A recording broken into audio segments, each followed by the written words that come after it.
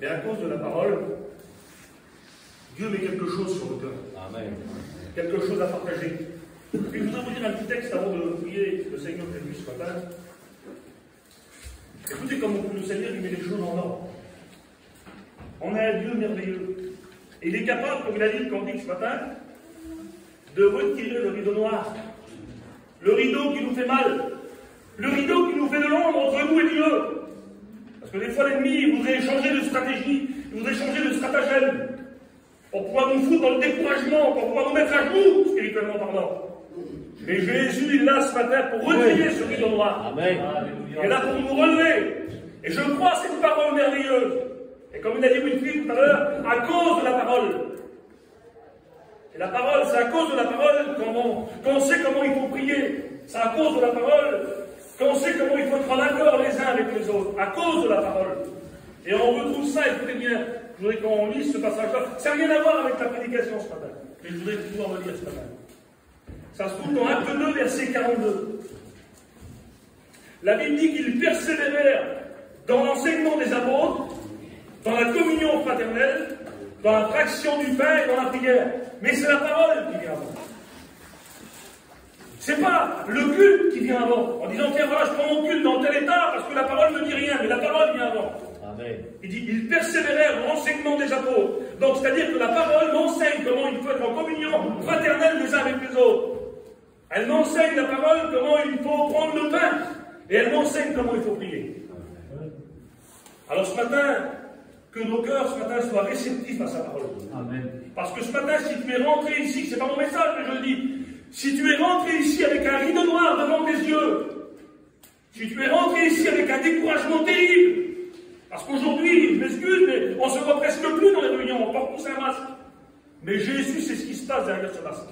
Il sait ce qui se passe derrière ton cœur, dans ton cœur, il connaît ce qui se passe. Alors ce matin, je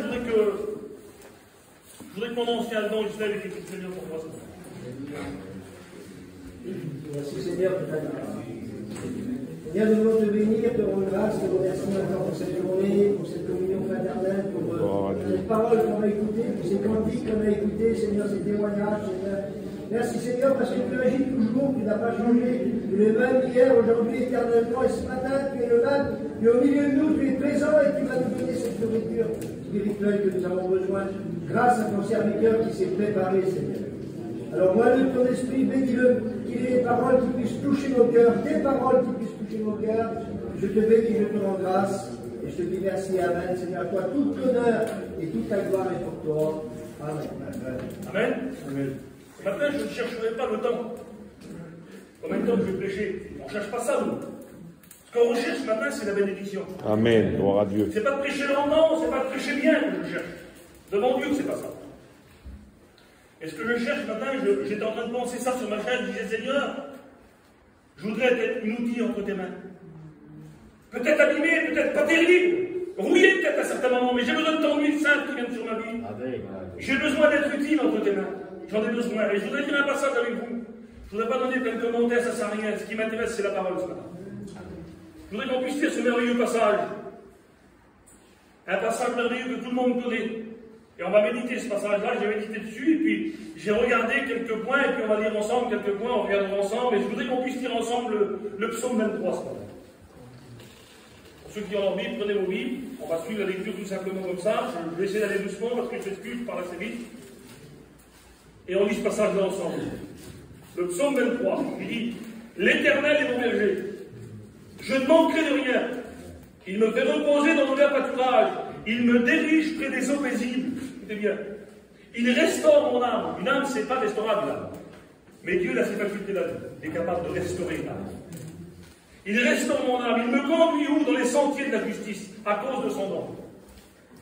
Quand je marche dans la vallée de l'ombre de la mort, je ne crains aucun mal. Pourquoi je crains aucun mal? Parce qu'il est avec moi. Parce qu'il est avec moi. Écoutez bien. Ta houlette et ton bâton nous rassurent. Tu dresses devant moi une table en face de mes adversaires.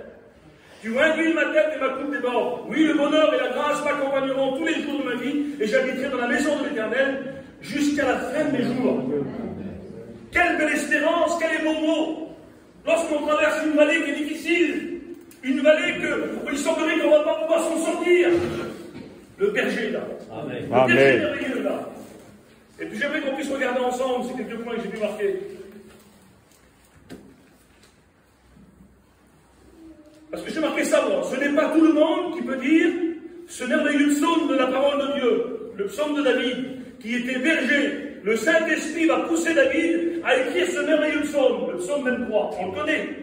Je parlerai beaucoup du berger ce matin. L'Éternel est mon berger. Écrit par David qui était berger. Le Saint-Esprit va puiser dans l'expérience de David qui lui était berger pour donner des encouragements aux croyants de tout temps. Parce qu'aujourd'hui, à travers le psaume 23, nous allons avoir un encouragement pour nos vies ce matin. Un encouragement pour chacun d'entre nous. Et il est bon d'avoir un encouragement qui n'est pas, j'ai marqué, une théorie ou une doctrine froide, parce qu'on entend des choses, frères et sœurs, qui ne nous font pas du bien. On entend des choses qui ne nous exhortent pas dans notre cœur, qui ne nous enrichissent pas dans notre cœur, mais qui nous appauvrissent spirituellement parlant. Mais ce matin, le bon berger va nous enrichir. Amen. Il va nous enrichir ce matin. Parce que j'aimerais vous dire quelque chose. La situation d'aujourd'hui, là, à travers ce Covid qu'on est en train de traverser, on ne sait pas combien de temps ça va durer. Les infos, j'ai presque plus envie de les écouter. Devant Dieu, je ne regarde même pas la télé. J'en ai marre. Parce que le diable voudrait nous faire croire que nous sommes bloqués dans une situation. Bloqués dans une situation qu'il n'y a pas d'espérance. Mais j'aimerais vous dire quelque chose, que la main de Dieu est au-dessus de tout, frères et sœurs. Amen. Au-dessus de tout. Gloire à Dieu. Parce que lorsqu'un homme ne peut pas se déplacer pour aller visiter quelqu'un parce que la situation nous bloque, le Saint-Esprit prend le relais. Jésus prend le relais. Vous voulez que je vous dise quelque chose? Je ne m'inquiète pas pour l'œuvre de Dieu. Parce que la Bible dit que Dieu prend soin de son œuvre comme la prunelle de son œuvre. C'est lui qui prend soin de son œuvre. Bien sûr que son œuvre m'inquiète au niveau de certains et de certaines, parce qu'on voudrait encourager les chrétiens, on voudrait qu'ils aillent plus loin, bien sûr que dans ce sens-là, ça m'inquiète. C'est normal, comme tous les serviteurs de Dieu.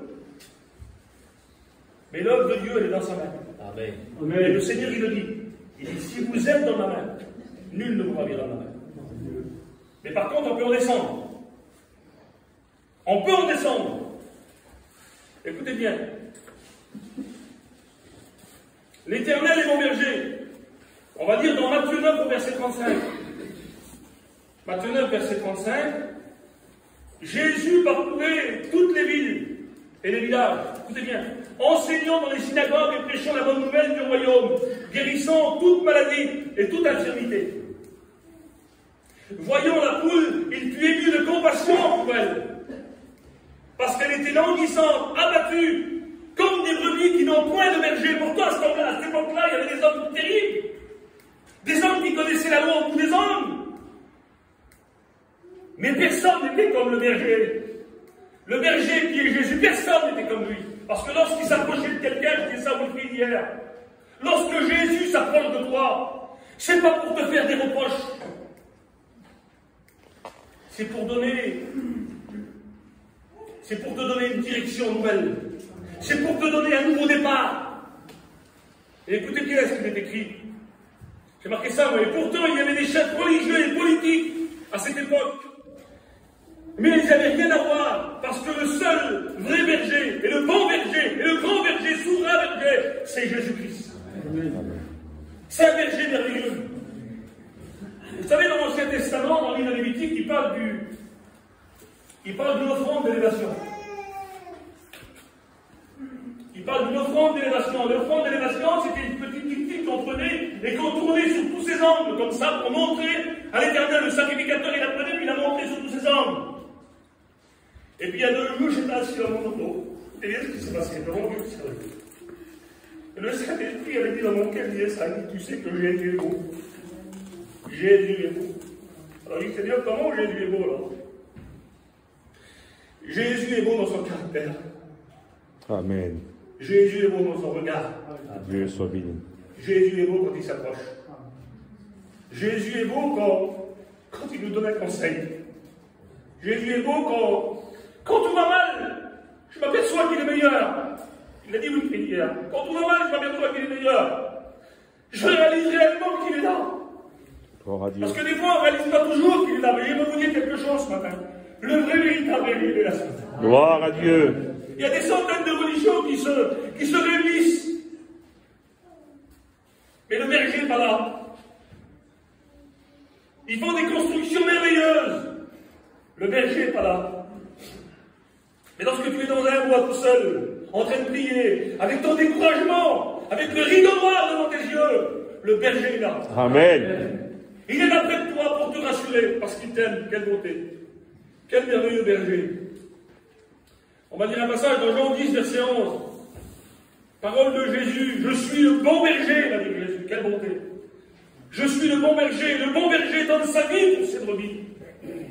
Il donne sa vie pour ses brebis. Je suis le bon berger. Je connais mes brebis. Elles me connaissent. Comme le Père me connaît. Et comme je connais le Père. Et je donne ma vie pour mes brebis. Il dit 2 fois dans le passage. Je donne ma vie pour mes brebis. Je la donne, ma vie, pour mes brebis. Et le verset 28, il dit, je leur donne la vie éternelle, et elles ne périront jamais, et personne ne les ravira de ma main. Quel berger merveilleux, Seigneur. Il dit, l'Éternel est mon berger. J'ai marqué ça, c'est marqué ça dans le psaume 100 et verset 3. Sachez que l'Éternel est Dieu. C'est lui qui nous a fait. Et nous lui appartenons. Nous sommes son peuple et le troupeau de son pâturage. Alors imaginez-vous qu'un berger comme lui, il ne va pas nous amener dans des graviers ou sur des pierres pour nous nourrir. Mais il va nous amener dans une herbe grasse qui nourrit nos âmes. Vous comprenez que c'est spirituel ce que je dis. Amen. Il va nous amener vers des herbes pâturages. Il va nous amener vers des eaux paisibles. Il ne va pas nous amener sur des choses qui nous agacent et qui nous font du mal. Mais il va nous amener vers quelque chose qui fait du bien à nos âmes, à nos cœurs. Qui nourrit nos foyers, quelle importance. L'Éternel est mon berger. Pourquoi que David, j'ai marqué ça moi? Pourquoi que David, j'ai marqué une petite pensée ici, pourquoi que David n'a pas écrit l'Éternel est notre berger? Ce serait mieux en vérité. L'Éternel est notre berger, il aurait parlé au pluriel. Non, David, il parle au singulier, comme si il était tout seul alors. Comme si le berger lui appartenait juste à lui. C'est étrange quand même. Parce qu'il n'est pas le berger de tous, frères et sœurs. Le berger de celui et de celle qui veut être sa brebis. Amen. Si tu veux être sa brebis ce matin, ses conseils te plairont. Ses directions te plairont. Son caractère te plaira. Parce que des fois on dit, et puis c'est vrai, on l'écoute souvent, ah il est beau lui là-bas. Mais est-ce que Jésus pense comme ça? Est-ce que Jésus dit ça? Ou est-ce que Jésus a dit dans Matthieu 11, verset 28, venez à moi, vous tous qui êtes fatigués et chargés, et je vous donnerai du repos. C'est pas plutôt ça le caractère de Jésus? Amen. C'est pas plutôt ça le caractère du berger? Un berger qui s'approche. Vous savez que Jésus, il n'y a aucune situation qui l'embarrasse, aucune. Il n'y a pas un foyer où c'est la discorde et c'est la misère en disant mais comment que je vais faire? Jésus n'est pas comme ça, lui. Jésus, il a la solution à tout problème. Amen. Gloire à Dieu. Il a la solution à tout problème, frères et sœurs. Parce que Jésus, lui, il n'a pas l'amour. Il est l'amour. Il est l'amour parfait qui bannit la crainte. Mon petit foyer dans la crainte, Seigneur Jésus s'approche. Le bon berger s'approche. Et s'approche comment, mon fils? Il s'approche avec une grâce particulière. Quelque chose qui caresse son cœur. Vous savez comment je la vois la parole de Dieu, moi? J'étais aux études, moi. Et puis je me souviens plus si c'était Payan qui était en train d'enseigner ou des autres frères.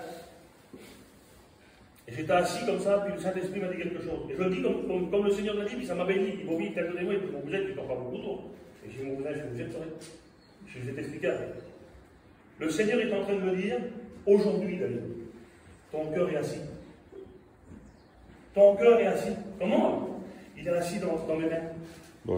Lorsqu'on est assis dans les mains de Dieu, on est en sécurité. Lorsqu'on est dans les mains du berger, on est en sécurité. Et ce matin, vous êtes dans la main du berger. Ne soyez pas dans la crainte, ne soyez pas dans le découragement. Peut-être que tu es dans le découragement ce matin. Et c'est normal, ça peut arriver. Mais ne crains pas ce matin. Parce que le bon berger, il est avec toi. Amen. Et le véritable berger, il est avec toi. Amen. Amen. Parce que j'ai marqué ça, moi, parce qu'au moment où le Saint-Esprit va va pousser David à écrire le psaume 23, le Saint-Esprit va faire allusion, écoutez bien, à la communion intime et personnelle et individuelle entre nous et Jésus. Quelle bonté, Seigneur.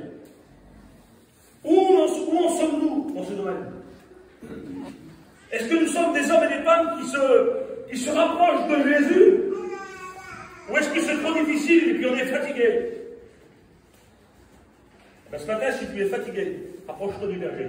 Amen. Approche-toi du berger. T'es découragé ce matin? Approche-toi du berger.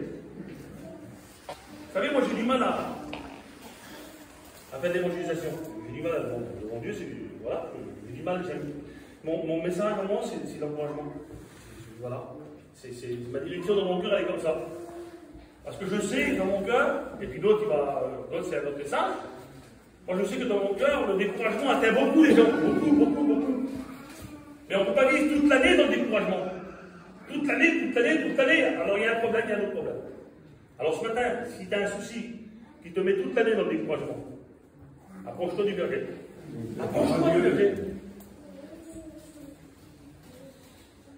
Dans le psaume, dans 1 Corinthiens, chapitre 1, et verset 9, Dieu est fidèle. Lui qui vous a appelé à la communion de son Fils, Jésus-Christ, notre Seigneur. Écoutez bien. Là, il fait allusion aussi, écoutez bien, à la merveilleuse attention du Seigneur qu'il a pour nous. Il agit comme s'il n'y avait qu'une brebis, c'est ce que je disais tout à l'heure, parce que David, il écrit l'Éternel est mon berger, il parle comme si que l'Éternel était son berger à lui et pas à nous. Et c'est pas comme ça qu'il faut comprendre. Il faut comprendre que chaque homme et chaque femme, lorsqu'il est tout seul dans le découragement de Jésus, ou qu'il est tout seul en train de lire la Bible, il peut dire Seigneur, tu es mon berger. Amen. Tu es mon berger merveilleux, Seigneur. Vous comprenez, c'est quelque chose d'intime, c'est l'intimité.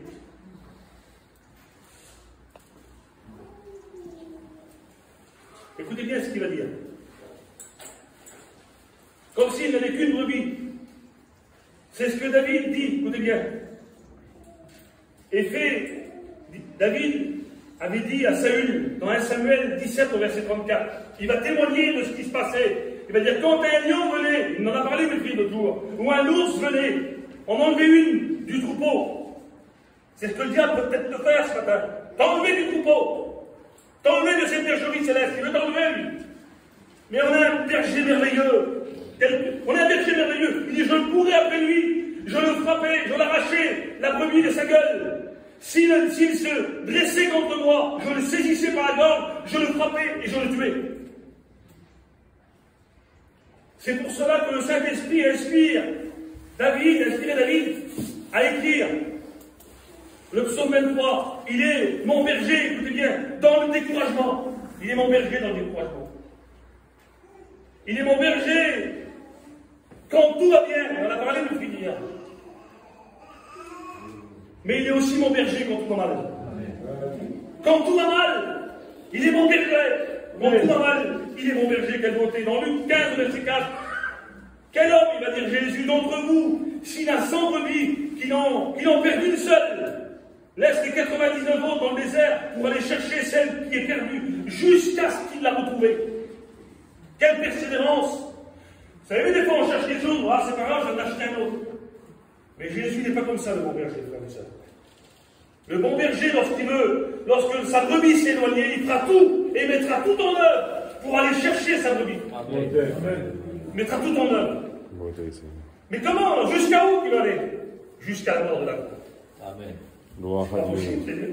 On a un berger comme ça. On a un berger merveilleux. Amen. Et ce berger-là, devant Dieu, même dans le découragement, même que je suis à genoux, je ne sais rien. Parce que ce berger-là, il a pu combler mon cœur et ma vie. Il m'a donné un sens à ma vie. C'est pas que ce matin, Seigneur, mais il faut vivre cette vie de Dieu chez nous aussi. C'est pas que c'est beau de prêcher, c'est bien, c'est glorieux, quelle beauté. C'est la plus grande bénédiction après le salut. Mais la plus grande bénédiction, c'est le salut. Amen. Et c'est pour ça que Jésus est mort. Jésus n'est pas mort pour les ministères. Hein. Il est mort pour le salut des âmes. Pour toi qui te sens petit, pour toi qui te sens inutile, qui te sens rejeté. Jésus est mort pour toi, pour ton âme à toi. Gloire à Dieu. Parce qu'il est le bon berger. On sert un berger merveilleux de mon Dieu. Je me répéterai dans les mots, c'est pas grave.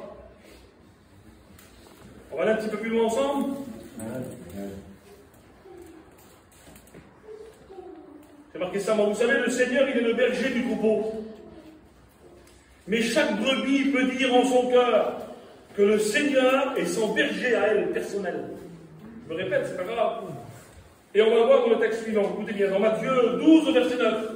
Ça va, je ne suis pas trop long ce matin. Vous êtes avec moi, ça va bien. De toute façon, je suis trop long, j'arrête. C'est dur, hein.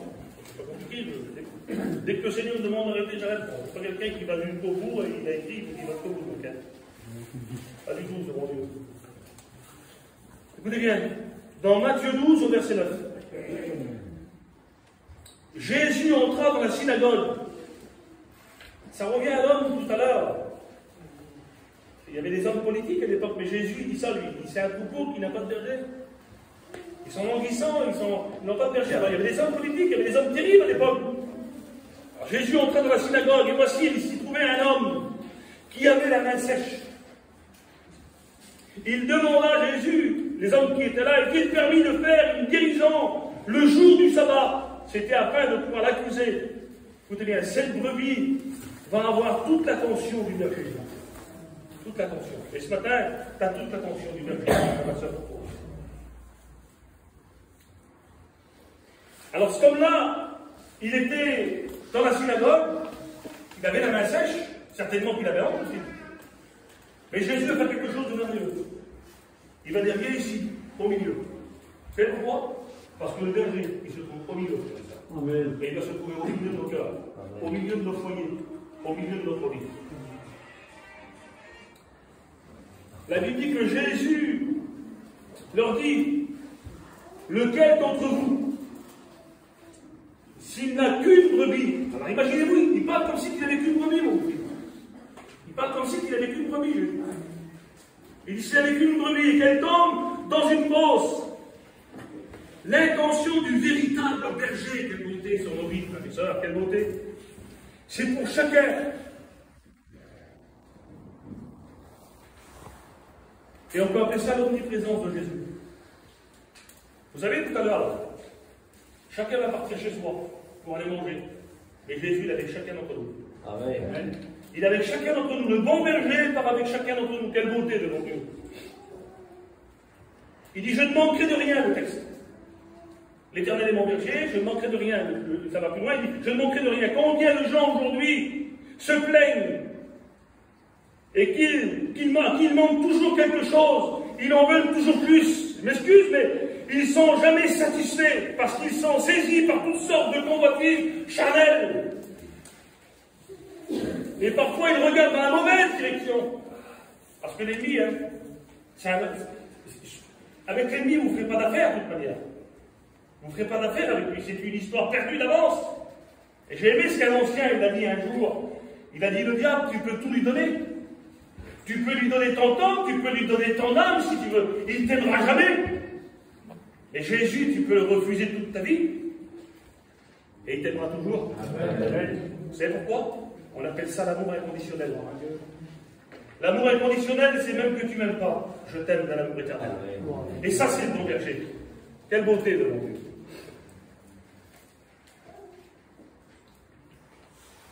Mais retenons cette pensée ce matin, frères et sœurs.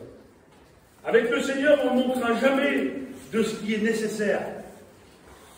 De ce qui est nécessaire. Alors, je pensais quelque chose l'autre jour.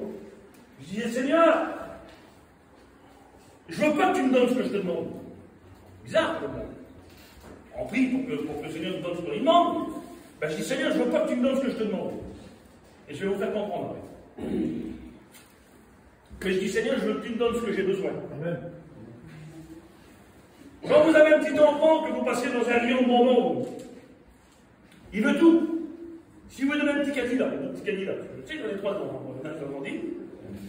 Mais quand vous le mettez dans le rayon de bonbons, le petit là, et puis que tu dis, mon petit, prends tout ce que tu veux. Imaginez-vous si Jésus ferait ça. Prends tout ce que tu veux. Parce que Dieu peut tout faire.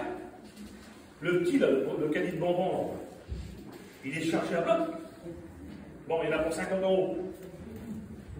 Mais à la fin de l'année, les conséquences, c'est les caries et c'est le dentiste. Alors, ce qu'on veut des fois, c'est pas toujours bon, mais laissons-nous Laissons le berger nous donner ce qui est nécessaire. Amen. Et bon, Gloire à Dieu. et ça fera toute la différence aujourd'hui.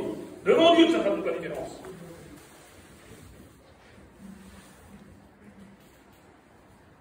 Le Seigneur ne manquera jamais de ce qui on ne manquera jamais de ce qui est nécessaire. Dans Matthieu 6 au verset 19, il dit: ne vous amassez pas des trésors qui est sur la terre, où la teigne et la rouille détruisent,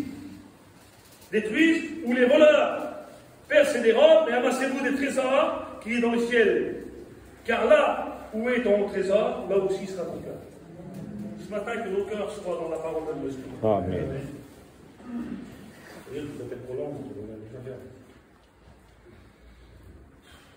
Je ne manquerai de rien. Il me fait reposer dans le vert pâturage. Et puis des fois, toi, ou moi, on a besoin que le berger nous amène dans des pâturages plus loin, quoi. On a besoin. Il me fait reposer dans des verts pâturages. Je ne manque point de paix. Il me dirige près des eaux paisibles. Je ne manquerai pas de conseils. Pourquoi? Il me conduit dans les sentiers de la justice à cause de son nom. Je ne manquerai pas de courage. Pourquoi? Quand je marche dans la vallée de l'ombre de la mort, je ne crains aucun mal, parce qu'il est avec moi. Amen. Gloire à Dieu. Je ne manquerai point de communion, car tu es avec moi. Je ne manquerai point de réconfort. Pourquoi? Parce que ta houlette et ton bâton nous rassurent. Mais qu'est-ce que c'est que ta houlette et ton bâton? J'en ai parlé l'autre jour. J'ai été en Israël et puis j'ai vu sur un mur comme ça un bâton qui ressemble à un point d'interrogation. Et puis je suis allé voir ce monsieur-là en Israël, là. Je dis: monsieur, c'est quoi ce bâton? Je savais à peu près ce que c'était, je m'en doutais que c'était une houlette. Mais je voulais qu'il m'explique les caractères de la houlette. Je dis: monsieur, la houlette, est-ce que ça sert à frapper? Il dit: non, monsieur, ça ne sert pas à frapper, la houlette. La houlette, elle est faite comme un point d'interrogation, comme ça. Et ça m'a fait penser au bras du Seigneur lorsqu'il nous prend par le cou. La houlette, quand elle fait comme ça, là, vous voyez, dans cette forme-là, là, c'est pour rattraper la brebis par le cou, pour la ramener. Pas possible, monsieur. J'étais béni pour cela, de ce qu'il disait. Je disais: Seigneur, que c'est beau, que c'est beau, que c'est beau. Et ça m'a fait penser au bras du Seigneur lorsqu'il s'approche de nous, le bon berger, et qu'il nous prend par le cou. Comment on se sent réconforté, comment on se sent bien, quand on passe une difficulté, quand on passe un découragement, et que Jésus s'approche de nous et qu'il nous prend dans ses bras. Quelle beauté. Et je dis: monsieur, l'extrémité du bâton, ça sert à quoi? Il dit: monsieur, c'est pour la remettre dans les rangs lorsqu'elle s'éloigne un petit peu. C'est beauté, bon. Mais j'ai marqué ça, moi. Une grande majorité de chrétiens aujourd'hui n'aiment pas la houlette ni le bâton. Ah non. Et j'ai marqué ça, moi. Mais le chrétien aujourd'hui, une grande majorité de chrétiens, pas tous, ils aiment qu'on les flatte.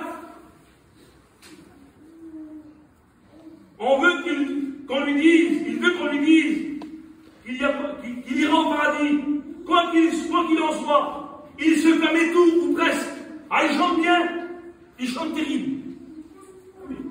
Jésus n'est pas mort pour les chanteurs. Il est mort pour le salut des âmes. Amen. Amen. Il donne des rosimes. Allez, le dit.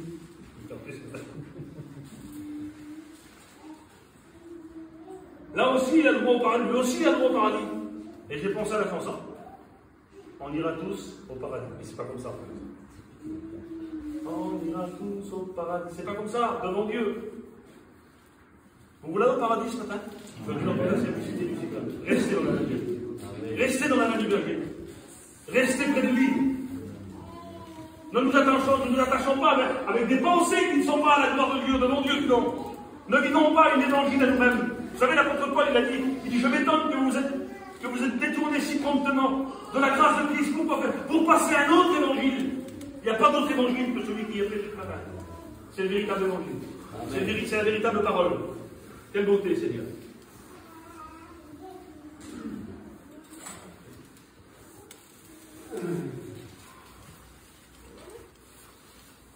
Avec le berger, je ne manquerai pas de joie.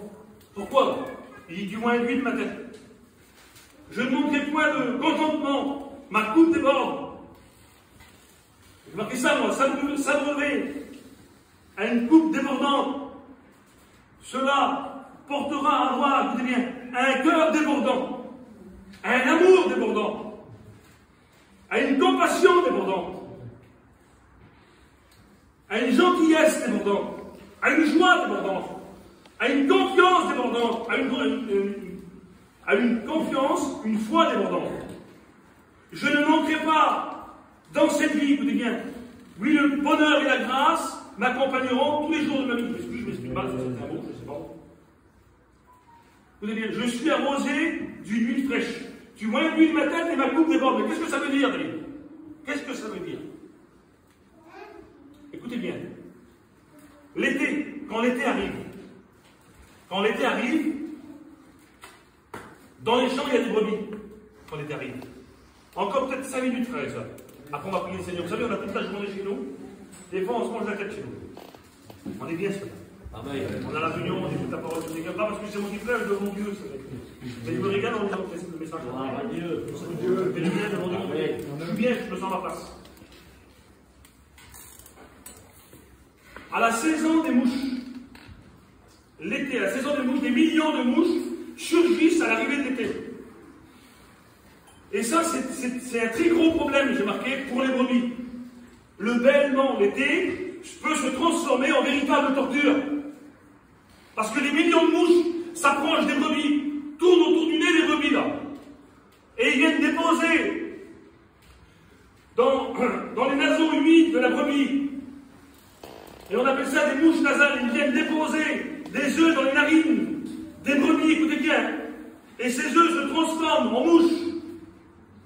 En quelques jours, en larves, écoutez bien, des minuscules, en larves minuscules qui se frayent un passage à travers le nez de la brebis, vers l'intérieur de la tête de la brebis, et elles creusent littéralement la chair. Et elles montent jusqu'au cerveau, là. Et c'est vrai ce que je vous dis, hein, c'est une histoire après, c'est ce qui se passe avec des brebis, des fois, dans les champs. Mais c'est ce qui se passe aussi pour certaines brebis du Seigneur. Amen. Quand il laisse venir ces petites mouches spirituelles, une mouche qui vient détruire votre vie spirituelle. Alors écoutez bien une seconde. Elle refuse de se nourrir. Alors cette pensée, elle l'a pris, et elle refuse de se nourrir, elle ne peut plus rien entendre. Mais ce matin, il y a un remède. Amen. On va le voir. À un stade avancé, écoutez bien, l'infection provoquée par ces mouches nasales, la brebis perd la vue. Elle perd la vue. Elle perd sa vision spirituelle. Mais ce matin, ne perdons pas de vue le berger. Amen. Ne perdons pas le berger ce matin. Écoutez bien. Pour d'autres, c'est l'isolement total. Pas possible. Comment il a changé? Comment il a changé? Il est isolé, elle s'est isolée. Il y a une mouche qui est arrivée. La mouche du découragement. La mouche de la frustration est arrivée. Nous sommes frustrés, nous sommes touchés dans nos cœurs. Touchés dans notre pensée. C'est pas possible, Seigneur. Écoutez bien. Il y a un passage dans Ecclésiaste 10. Et puis vous savez, vous l'été, quand vous faites un bon manger, vous les ça. S'il y a une mouche ou deux qui se posent dans votre plat, vous ne prenez plus jeter. C'est fini, c'est plus la peine. On se regarde, c'est pas la peine. Il dit même, dans Ecclésiaste 10, il dit, les mouches, même mortes, infectent l'huile du parfum là. C'est pas possible, c'est bien. Il y a des mouches mortes, ça rien. On enlève la mouche là. Non, non, si c'est une petite bête d'orage qui se pose, on enlève, tu vas l'enlever, ça va déjà arriver. Mais si c'est une mouche, je vous enlève. C'est pas la peine, hein. Je ne la mange pas la mouche de manger. La mouche, c'est la bonne idée, mon Dieu. Mais prenons garde, frères et sœurs, aux mouches spirituelles. Prenons garde aux mouches spirituelles, qui peut détruire notre vie spirituelle. Satan est appelé Belzébuth, le dieu des mouches. Écoutez bien, encore 5 minutes et après je vais arrêter. Il y a la mouche du découragement. La mouche de la mauvaise pensée. Pas possible, Seigneur. Et Jésus va dire ça dans Matthieu 9, au verset 4. Jésus leur dit, pourquoi de telles pensées en vos cœurs? Ah oui, parce qu'une pensée, on la nourrit, elle grandit, et ça devient quelque chose de terrible, ça devient une montagne après. Écoutez bien. La mouche de la reproche. Ils accusent Dieu, écoutez bien, de leur demander l'impossible. Est-ce que vous croyez que Jésus va vous demander l'impossible ce matin? Je ne pense pas que Dieu vous demande l'impossible. Si Dieu te demande quelque chose, c'est parce qu'il sait que tu es capable de le faire. Amen. Amen. Si Dieu te demande de te mettre à part chez toi pour prier ou pour lire la parole de Dieu, c'est parce qu'il sait qu'il est capable de le faire. Gloire à Dieu. Parce que quand on regarde dans l'évangile de Jean, chapitre 4 et verset 7, la Samaritaine, quand elle est au bord du puits, Jésus ne dit pas, va me prendre à manger, amène-moi du vin. Il ne dit pas ça, Jésus. Il dit, femme, donne-moi à boire. Il demande un verre d'eau. Et quand on fait bien attention à la lecture, on ne peut même pas y donner, parce que Jésus il est en train de faire passer un message extraordinaire. Bon, ça, c'est un autre sujet. Jésus ne demandera jamais l'impossible. Et l'ennemi ne se présentera pas toujours à toi sous la forme d'un lion. Il se présente parfois par des choses presque insignifiantes. La brebis ne voit rien arriver. Ah, mais c'est pas grave, on est bien. On est bien. C'est l'été, il fait trop beau. Regardez comment on est bien. Ah oui, mais des fois, on est bien, mais on est dans le découragement toute l'année entière. On est brisé à l'intérieur de notre cœur, on est brisé dans notre foyer, et puis on passe toute l'été comme on est bien, je te dis qu'on est bien. Vous avez vu ce qu'il a dit dans le dos tout à l'heure? Moi j'ai aimé ce qu'il a dit. Il n'a pas peur de s'apporter, il n'a pas l'âge de s'apporter. Ce matin, si tu as besoin que le berger te porte, laisse-toi porter. Amen, gloire à Dieu. C'est rien ça. Ça m'est arrivé une fois, je suis arrivé à Montargis. Je vais vous le dire, c'est tout simple. Moi, vous savez, dans mon cœur, je ne suis pas orgueilleux au niveau des choses de Dieu, mon homme. Si je suis fatigué, que je suis découragé, je vais dire à toi, j'ai donne qui pour moi, j'en ai besoin. Je suis arrivé à Montargis, le diable, il voulait me mettre en garde. Et puis, je crois que c'était Allemand qui était en train de diriger. Je dis, Allemand, j'ai quelque chose à dire, il m'a dit. Il y avait toute l'assemblée, il y a peut-être 300 personnes. Je dis, mes frères, mes sœurs, je suis le diable, je voudrais tout l'église qui est pour moi. Toute l'église a prié pour moi, et puis le Seigneur m'a encouragé. Il ne faut pas que tu restes dans l'isolement, il ne faut pas que tu gardes cette petite mouche spirituelle qui détruit ta vie. Parce que tu t'en sortiras pas tout seul. Et si le bon berger vient avec son huile merveilleuse, ce matin on va le voir après. Ce qu'une mouche peut faire, c'est pas grand-chose. Mais ça a des fins des fois catastrophiques. C'est pas grand-chose, mais ça a des fins catastrophiques. Encore 2 minutes après pour prier le Seigneur. Mais merci Seigneur, il y a un traitement protecteur du berger. Amen. Le berger qui oint la brebis.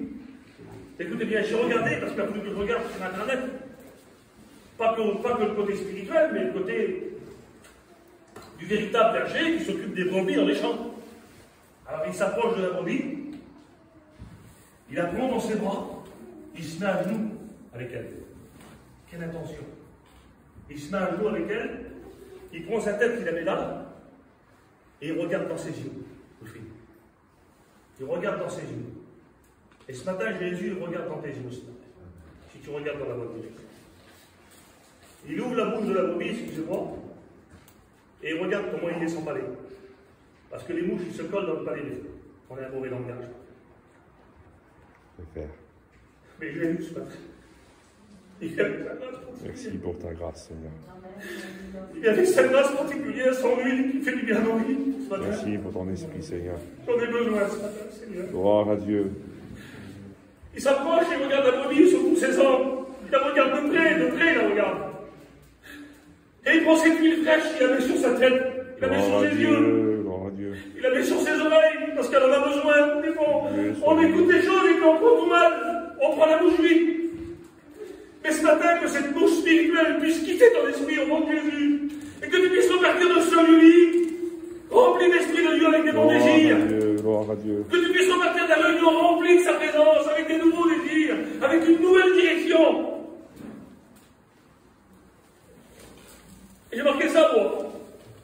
C'est ce qu'il dit le gardien dans son livre. Il dit, une seule application ne suffira pas. Bon, elle ne suffira pas, une seule application. Il dit que l'application doit se faire chaque jour. Amen. La Bible dit que les bontés de l'Éternel se renouvellent chaque matin. Amen. Amen. Gloire à Dieu. Quel berger merveilleux que nous avons, Seigneur.